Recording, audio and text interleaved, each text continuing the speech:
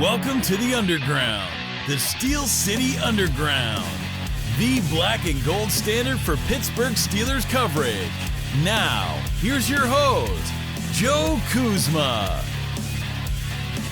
Hello, everyone, and welcome to another edition of the Steel City Underground podcast. My name is Joe Kuzma, and I'm hanging here solo following the Pittsburgh Steelers' first preseason game here on Friday night. Coming to you once again from a remote location, not undisclosed, somewhere in Pittsburgh, just because I wanted to hang out for an entire weekend here. And instead of handwritten notes, I got my digital notes, I got the game book, I got some stats, and got a lot of things to cover from the Steelers' 20-12 loss. And if you're new around here, you haven't been checking out our show recently, don't forget to like, comment, subscribe, of course, leave a rating, review, all that good stuff. Want to get that right out the gate first. Try and get some quick hits here for some individual performances during this game. But a 20-12 score, I don't keep score during the preseason. If you know what you're looking for as far as the eye to detail, right? There's different situations, there's different things that the coaches want to see, players that they put in different positions during these games, and that's what we're looking to evaluate the same way that I came to you from training camp. So hopefully, at least this time, I don't have any technical issues, because man, it was a pain in the ass trying to get set up during training camp. For whatever reason, microphone, everything just wasn't working out the way I had anticipated. So for those of you who did watch and did leave comments and everything, thank you, and thank you for your patience. Hopefully this one turns out a little bit better from a remote location. So with that said, what are we talking about with some of the individual performances in this game? I'm going to bounce around a little bit. I mean, obviously there's the elephant in the room with the quarterback situation, but one that just jumps off the page that I don't want to forget about: wide receivers. The Steelers need wide receivers. We know all of this talk about Brandon Ayuk. Now Juju Smith-Schuster is reportedly getting released by the New England Patriots, and everyone's like, bring Juju back. And maybe he's not the same player that he was several years ago when he was in Pittsburgh. Would I like him back? Add somebody else to the room, of course, that could help improve it. Ayuk, of course, would be a big get.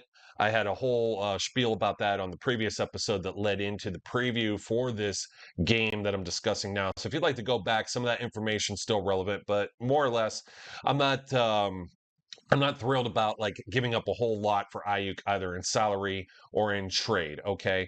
So speaking of wide receivers and guys that are at the bottom of the roster trying to make it, you got a lot of that in this game. That's one of the areas you could definitely look at, despite whoever was playing quarterback throughout the game. For example, Quez Watkins. Okay, we could probably agree that George Pickens, he's the wide receiver one on this team. Then you've got Calvin Austin and Roman Wilson, the rookie. They should pretty much, I don't like to call anybody a lock on any roster at any given time, but truth be told, these are the guys that should be safe on the roster, at least when you're talking about the top three wide receivers. Van Jefferson, the veteran wide receiver, actually having a pretty good game. I know that Mike Tomlin didn't challenge if his feet were inbounds. It was Justin Fields' only incompletion in this game. I do think Van on like second look, at first in real time, which is how the referees have to call it, I did not think that his second foot got down in inbounds. It might have. I know Tomlin didn't challenge it. Come on, guys. It's preseason. Everybody's trying to get through this. This was an early night. I think we were out of the building in like under 3 hours, which is like unheard of, very quick game. Fast paced for the most part, even though there were spots that actually drug because nobody was scoring or doing much of anything. But anyways, Van Jefferson, right? I think he's got a spot. I think he's got a larger role than most of us would believe. He may be number 2 in this pecking order, but that's 4 wide receivers I've already named when you talk about Pickens, Jefferson, Austin, and then Wilson. If the Steelers keep 5, sometimes they've kept 6 due to special teams units. And of course, the new kickoff rule that we got to see in play. There's going to be some work done on that, of course. But special teams, as far as you've got to see the punter, Cameron Johnston, get a lot of work in. That was exciting for those of us who wanted to see a good punter. The Texans punter that they replaced him with, on the other side, I'd be nervous. I'd be biting all my fingernails off if I was the Houston Texans after letting Johnston go. I'm happy that they let him go, so he became a Steeler. That might be the weakest part on their team. They're pretty deep. And this is a team, too. Think about the Texans. They've already played one preseason game already leading into this one. So they're a little more seasoned. This was an opportunity for them to do more of a dress rehearsal with a lot of their actual starters. Steelers had some first team players that were in spurts, but there were definitely guys who didn't end up playing, right? TJ Watt, Alex Highsmith, Cam Hayward, those type of players. The very senior locker room leaders that are like in the top 5, top 10 salaries on this Steelers roster. So when it comes to the wide receivers, though, just backtracking and sticking with the special teams, it doesn't bode well for somebody like a Quez Watkins, for example. Muff punt, that experiment's already over. And that was probably the way he was going to end up making this team. Beanie Bishop, I think he went a little wide, but that could be a little more excusable. Maybe not as much as an undrafted player. He's got to really, really set the tone because there are very, very few, like 1 or 2 roster spots. Right now, there's nobody else to really bump him off as a nickel corner, but he's also got to apply his craft as special teams because he's only going to play 20%, maybe 25% of the game tops, as the Steelers are going to work out some different guys offensively and defensively. So Ryan Watts looked good on special teams too. I thought he looked decent on defense, third team. But these are some of the guys I was looking at, particularly from a special teams lens. And this is the way that they're going to find a role and a spot on this roster. Now, of course, a guy that keeps just popping up over and over, sticking with the wide receivers, Scotty Miller. He just finds ways to get open.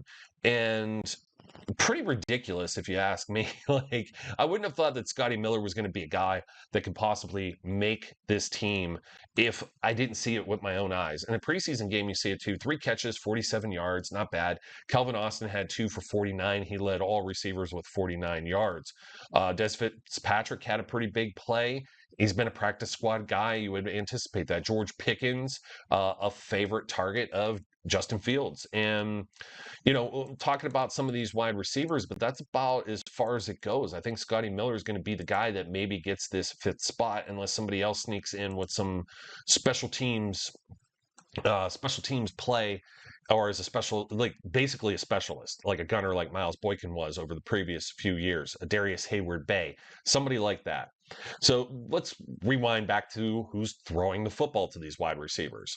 You had Justin Fields get his first start in a Pittsburgh Steelers uniform. Of course, it's a preseason start, but he got announced. A lot of folks are going to see this as a quarterback competition, whereas I don't. Russell Wilson, it's already been asked of Mike Tomlin that Wilson will be ready to go and start the next game on Saturday, a week from now, against the Buffalo Bills. Steelers have 2 preseason home games. So you're going to maybe see a little bit more of the starters. You might see a TJ Watt. You might see more of a semblance of what this team's going to look like. Fields himself didn't have a bad day. I mean, we saw he took a sack or 2, just holding on to the football a little long, maybe some of the decision making on the field, 5 of 6 for 67 yards. That's a 113.2 rating, but when you actually get a bigger picture of players that are open and just, letting go of the ball in a timely manner, you would like to see a little bit more improvement. This is a year 4 player. This isn't a year 2 player like Kenny Pickett was in the previous preseason. He has, I don't know, like almost 2,400 snaps in the NFL over the previous 3 years. He's been a starter. He's got 40 games of experience, and you would like to see, you expect these things, is what I'm saying, from a player like Justin Fields. You may even expect a little bit more, but for the Steelers' first team offense to not really score, they didn't really move the ball until they got that other offensive line in. And before I jump to the offensive line, just Kyle Allen, I know he went 17 of 23, 193 yards, a touchdown, and an interception. I wasn't particularly impressed with Kyle Allen's performance in this game. Number one, when we're talking about the wide receivers, Calvin Austin's like 5'10", 5'9" maybe. He might be 5'10" with like lifts in his boots, on his tippy toes. They had this 4th down play, and this is all the difference if you're actually counting and trying to keep score, keep your players motivated, go out and win this game, right? Win yourself a job. And overthrows Calvin Austin wide open in the back of the end zone. Like it could have been I'm not going to profess to being an NFL player here, but just lay it in here a little easier. I might have been able to make that throw. This guy was like, there's NFL wide open, and then there's like backyard football wide open. And that was backyard football wide open. Didn't give Austin the easiest of opportunities to come down with that ball, keep his feet in. That could be all the more detrimental to an entire NFL season by not getting that touchdown. And of course, you have Matt Wright talking about special teams, tying it in, missing a point after attempt. Like, we didn't think Matt Wright was going to make this team over Chris Boswell to begin with, but he's trying to put on film for other NFL teams or maybe audition in case something happens with Boswell. Knock on wood that got some wood over here. Knock on wood that doesn't happen because Chris Boswell is very important to this Pittsburgh Steelers team heading into 2024. So Matt Wright didn't do himself any favors there either. And rather than just give him another opportunity, let's put these guys in a 2-point situation. This is what the coaches are doing. That's why Tomlin did not challenge the one play with Van Jefferson. It was the only incompletion, the only kind of like bad mark or demerit on Justin Fields' passing performance for the day, if you're looking at it from a statistics standpoint. And they wanted to put them into a third, and I'm trying to see here where exactly it was with the down and distance situation. I could go forever, but I think you get the idea. Instead of just giving it to them easily or doing what they do in practice, this is a game situation. Like Tomlin sometimes will be like, okay, play it as though that guy was pushed out of bounds. Play it as though it's this. Play it as though it's third down. Because he wants to put guys in a specific situation so they're prepared for it when they get into the regular season. So I didn't have like any problems with that necessarily.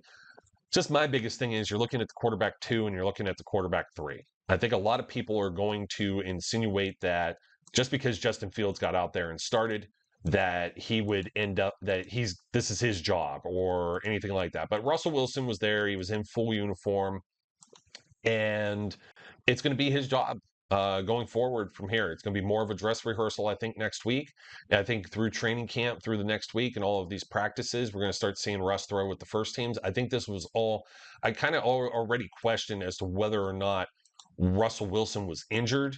And this wasn't like a Mike Tomlin kind of excuse for not having to say why they wanted to give all of these reps to Justin Fields, give this first preseason start to Justin Fields. Justin Fields could use the time and the acclimation as entering as a fourth-year NFL player with a new team, as opposed to Russell Wilson, who's been around for a decade and has been a 9-time Pro Bowler. So those are the reasons, I think, with Justin Fields. We'll see him again next week, no doubt. We'll see more of him than we will see Kyle Allen. It'll be a little bit of Russell Wilson mixed in with some Justin Fields. I didn't have necessarily a problem. I think there was just as much good and bad with Justin Fields. It's more, again, it's an audition for what are the Pittsburgh Steelers going to do next year when they don't have any of the current quarterbacks under contract? Is anyone going to be extended through this? If they've seen enough promise from Justin Fields that he could be the future? What if Russell Wilson doesn't end up working out? God forbid. Last year, there were over 60 different starting quarterbacks in the NFL. What happens if Russell Wilson were to get injured? Again, knock on wood that doesn't happen. You've got to have Justin Fields ready to go. And by not giving him any time, I just think it's easier to plug and play Russell Wilson. I think that's the shortest way of saying it without getting too out of breath over it, right? So, offensive line. You got all of these new shiny toys that are playing with this team. You've got, well, Broderick Jones isn't a new shiny toy, but we want him to go and play on the left side over Dan Moore Jr., and that's not the way this game started. Dan Moore still holding down to the left tackle spot. Isaac Seumalo did not play in this game, but James Daniels did, so the left guard position, was it? It was, I think Spencer Anderson actually got the start. Let me take a look here real quick. And I think Spencer got quite a bit of playing time in this game. There were just certain things that, yes, he was at left guard. Nate Herbig at center. There was just some things that were here to kind of test how the waters may be. Just see how everything's going to work out, and then give some comfort and maybe just a little bit of confidence boost to somebody like Zach Frazier, maybe not starting at center, but he gets in with the second team. He plays damn near the whole game from like about the second quarter on, and he looked great. Like, this is the guy. This is the guy this is going to be a good pick that people are going to talk about for many years to come. Now, Troy Fautanu, he got hurt in this game. Don't know the severity of that just yet. But when you saw this second team offensive line come in, that's when things started to kind of pop off a little bit. They were able to push and move the ball a little more. They had a little more time to throw. Uh, so, of course, with Fautanu out there, Mason McCormick comes out there too. He may be a glimpse of the future. I think I saw him play both sides as a guard. I think he ended up coming in maybe as a right guard and then shifted over to left or vice versa with James Daniels. He started, but he didn't play a whole lot, right? The only thing I can tell you is that backup center could be a problem. And we're hoping we don't ever have to see a backup center because Nate Herbig is just very worrisome. A lot of bad snaps in this game to the quarterbacks. I think 2 just in Justin Fields' 3 series or so that he played. And I'm hoping that Zach Frazier immediately sends up the depth chart, if anybody. Like Fautanu, I could see if they want to kind of like ease him in the same way they did Broderick Jones last year. And you got to have Broderick. I think maybe they feel that Broderick is good enough that they can move him to either side and it's not going to hurt. I'm not still a big fan of all of this shifting around with the offensive line. But we'll see. Right now, it would appear that Dan Moore, with his experience, and he's handled guys like Myles Garrett in a real game situation over the years. He's shut guys like that down versus a completely new and raw rookie who was having a little bit of his own jitters. I mean, I thought Zach Frazier might have had a little bit of jitters at first, and then all of a sudden it was like, and of course it's competition. It depends on like first, second, third team that you're up against. As the game wore on, he was just bullying people. And you saw it happen with Daijun Edwards, who I thought had a very good showing in this game at running back. There isn't a whole lot to say about the other guys like Ward or Champlin. Edwards came out there 3 for 28 yards. He ripped off the big 24-yarder and then also got behind Frazier because Frazier already got second level when they scored the touchdown. So I was very impressed. I think Edwards, at least a practice squad consideration. They might have to start looking towards the future. If they make an Ayuk trade, they're not going to have enough salary to bring back, let's say, Najee Harris and or Pat Freiermuth. They've got other free agents. You could spread it out all these different seasons and void years and everything like that, and they could maybe like play some accounting tricks. But for the most part, you got to start looking for who's the next Jalen Warren, and it may be Daijun Edwards, another undrafted guy out of Georgia. Had over 800 yards in college, led his team last year. And might be another undrafted guy that you take a look at and say, hey, this was a good performance. Let's see what else he can do when you turn the heat up a little bit later in the game. So, yeah, I mean, I was impressed with the offensive line. I mean, a lot of people are talking about Mason McCormick as like, he's a mid-round pick. And this guy's blazing the path too. Helping pave forward. He's a road grader. If he could do better in pass pro, he could be the guy. I was impressed for the most part with second team offensive line, not so much first team. And you got to remember, Malo is going to come back in there. James Daniels will play a little bit longer. So just Herbig at center was just not what I wanted to see for the Steelers to come out and try and make a nice, lasting first impression on the fans that were there in attendance. If you remember the year before when they played the Bills, they came out the gate and just smacked them right in the jaw with the first team, with Kenny Pickett and everybody else. And I know that was fool's gold. We thought this team was going to do a lot better than perhaps they were going to do than they ended up doing last year with Matt Canada's offense. I don't think we've seen everything so far with Arthur Smith. They're not going to, give away everything with some vanilla play calling in the preseason. But I think the offensive line, and I think even with Justin Fields out there, let's say this much, with like Zach Frazier and some of those other guys, looks a lot better than I think with like a Nate Herbig. Okay. Talked a little bit. Let's see. There's not much else to say about like running backs and offense. I think I'm going to jump over to defense. I already mentioned Van Jefferson, that a wide receiver. He could probably hold the fort on his own. Tight ends and whatnot, there wasn't a whole lot to see and or talk about in this game. Connor Hayward, of course, scored late in the game. He's a little more veteran of a player. It's like varsity playing against JVs. One of those famous Tomlinisms that comes out. Defensive line, guys, look good, and that's even without Cam Hayward. Now, I know Benton got poked in the eye. He left the game, eye injury. Hopefully he'll be okay. It's nothing too serious. We saw some different players really contribute. Nick Herbig, brother of Nate. Now, I just got done saying bad things about Nate, but Nick he's a force. That guy is just like pretty much unstoppable. Steelers defensively, trying to see here. Got the Texans stats out. 1, 2, 3. I do have I thought I had it somewhere here. Do I have it? No, I don't have the maths with Joe. I'm sorry. Don't have the maths with Joe on my remote machine here though. But I do have Montrevious Adams. Solid game from Adams. I thought he played very well.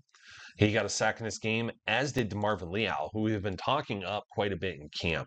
So it came out just as we had suspected. Somebody actually, one of the beat writers asked him, I guess he's trimmed. He's like at 275, so he's not quite all the way defensive end, but he's not quite all the way outside linebacker. And they're shifting him around in a lot of different places. And I'm starting to think if he's going to be more of a specialist, if they're going to start doing some things like this where you have to like really guess where's Leal lining up as opposed to who they're bringing on a pass rush.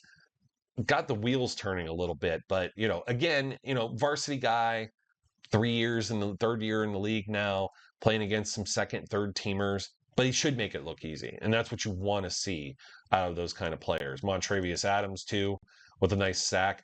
Jeremiah Moon gets the Case Keenum. I mean, Case Keenum should not be taking sacks. Like, he's a veteran quarterback. He has so many starts in the league, and he just got smoked by Jeremiah Moon. That was just a straight blitz from the inside linebackers there. Another guy from let me stick with the defensive line. I don't want to jump. I know I jump around a lot. It's because I got all these different stats, all these different things that are there. Larry Ogunjobi got some time in this game too. I did mention Keanu Benton. Isaiah Loudermilk, I think, had a tipped pass or two, batted one down, or at least got his hands on it. So it's very solid play from all of the defensive linemen. That's a pretty deep group on the depth chart, and there's going to be a lot of competition for if there's like a seventh guy that sticks around and who actually gets some playing time, how much of a rotation there's going to be. I mean, Cam's 35 years old, but don't tell Cam that. He's going to want to be out there for every single play. So maybe they preserve him over this 17-game season. Other big news that was coming, I mentioned Nick Herbig, but the counterpart to him was supposed to be Marcus Golden. Retires before this game. The news breaks. He's on the reserve list and retired after signing with the Steelers for a week. So either Leal's going to shift over to outside linebacker, and that's something that they had discussed and kind of gave him a heads up like, hey, Marcus, you know what? This might not be working out. There might not be an actual role for you. What do you want to do? They may have given him a heads up, or maybe he just said, I'm sick of staying in the dorm environment of St. Vincent College. 33-year-old edge rusher might just be done with it. So all the respect to him, too. I was excited to see him back, but the Steelers are going to have to go back to the well to find some depth at the outside linebacker position. One area where the Pittsburgh Steelers do not have any kind of major concerns, as far as I can tell you, is the inside linebacker position. And Peyton Wilson was all over the field on Friday night. Taking a look at his snap count, he played 71% of the game. The only defender who played more was, Welshoff. I can't remember his first name. I think it's Julius, another linebacker. And Wilson was in the huddle, green dot, calling the plays, just taking charge. Quite a few reserve defenders, but there were a lot more players were playing on defense in this game. You had some guys like Keanu Benton only played 7 snaps because he got poked in the eye. You got some guys that are on the bottom end of the roster, such as Arnold or Gibbs or Graham, that may struggle to make this team, that didn't get a lot of time in this game. But sometimes that may bode well for them if they get more playing time over the next 2 games, particularly the next one, if they end up coming in earlier. This may be one of those situations where the Steelers coaching staff, they want to evaluate someone else ahead of a few of the other players where they kind of have a good idea what their future holds. So taking a look at this, Joey Porter was only out there for 11 plays. Joey Porter, I didn't want to go to the DBs yet, but Joey Porter, handsy. It's been happening in camp too. It was the knock on him coming out of college. Hopefully he cleans that up. He's going to get away with some of it, and some of it he's not. It was a little bit of back and forth. I'm trying to think who the pass interference was on. He had the inside of the pads. The thing is, your side judge that was over there, they could see that from that angle. They didn't see the rest of it that was going on. It was really back and forth. It was probably a play that should have just not even stood, or maybe flags from both ends. I would have been okay with that one, or just dying and not being much of anything. But back at the inside linebackers real quick, it was mostly Peyton Wilson. You got to see a little bit of a Landon Roberts early. That dude is intense. We'll see Patrick Queen sometime here in the near future. So this was and a little bit of Tyler Matakevich, who's morely brought on as a special teams guy. Mark Robinson got a healthy amount of playing time as well in this game. He got about 53% of all of the snaps.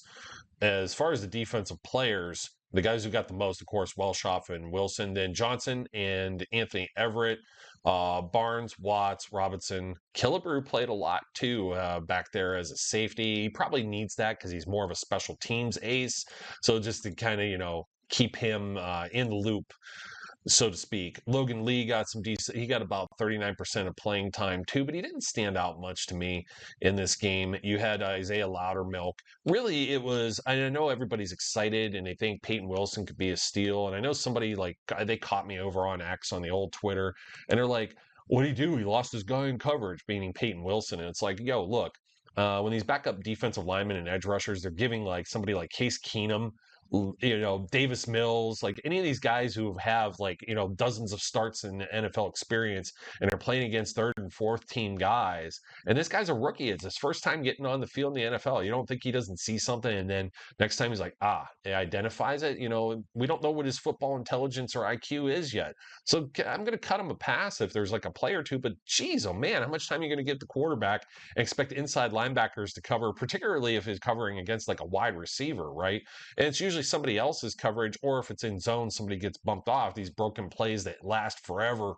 I'm not going to fault Wilson for any of that. So if you saw a play or two like that, it's like, man, you got to look at the rest of the body of this guy's work throughout this game, because I'm not the only one that was sharing this opinion. I thought at first, Joe, are you going crazy here? Are you is your bias you kind of showing? Because, I've been really trying to temper my expectations, my excitement for a lot of these players, particularly a Russell Wilson comeback, for example, or that Van Jefferson can do the job. And of course, finding Peyton Wilson as a starter. Now, Zach Frazier, I'm all on board. I'm all in on him already. We're moving on, right? McCormick might get there as well, too.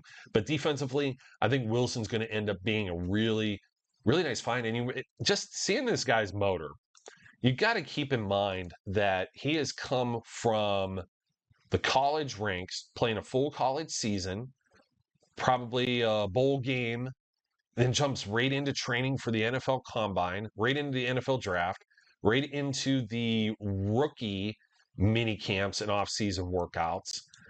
He's had no break, and then they throw him out here for 3/4 of the game. That's wild. That's just, and he showed that he can do it. He's got the conditioning.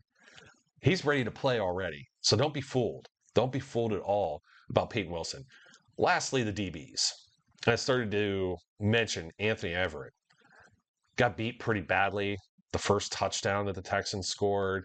This is a guy that has ample NFL experience. He's had some injuries derail his career, and he's probably looking for a spot somewhere on this roster as like a corner 3, corner 4. I mean, Cam Sutton is in that same situation, but a little less likely. The Steelers know who Cam Sutton is, and they know they're not going to have him for 8 games due to suspension. So he's probably not going to get a whole lot of time in the preseason. But Everett, he's going to be looking over his shoulder, not only a Sutton, like a Beanie Bishop. Like if they only keep 5 cornerbacks, maybe 6, because they're going to keep Bishop maybe as a nickel. He can't feel good about his performance, particularly against anybody. He should be playing pretty well against first-team guys. And it didn't look very sharp. Maybe he's getting some jitters out. Maybe they'll see enough in camp. But I think he's one of the guys. I didn't talk about a whole lot of losers in this game other than Quez Watkins with the muff punt and maybe some of the bad snaps from Nate Herbig. But Everett goes right on there too as his stock is going down. Zach Wilson, some of these rookies, Peyton Wilson, the stock's going up. Corey Trice. We get to see a little bit of Corey Trice. And, he got hurt and didn't get to play in the preseason last year. Looked pretty decent out there. Darius Rush, maybe not as much. Corey Trice's got a motor on him, too, chasing down plays. If he plays some special teams, I think he's going to be the one that they hang on to at the bottom half of this roster as one of the fourth or fifth corners. Mentioned Darius Rush, mentioned Corey Trice. Had somebody else that just came. Oh, Ryan Watts. I didn't have a whole lot of opinion. Same thing as Corey Trice last year. Talking about like 6th, 7th round draft picks.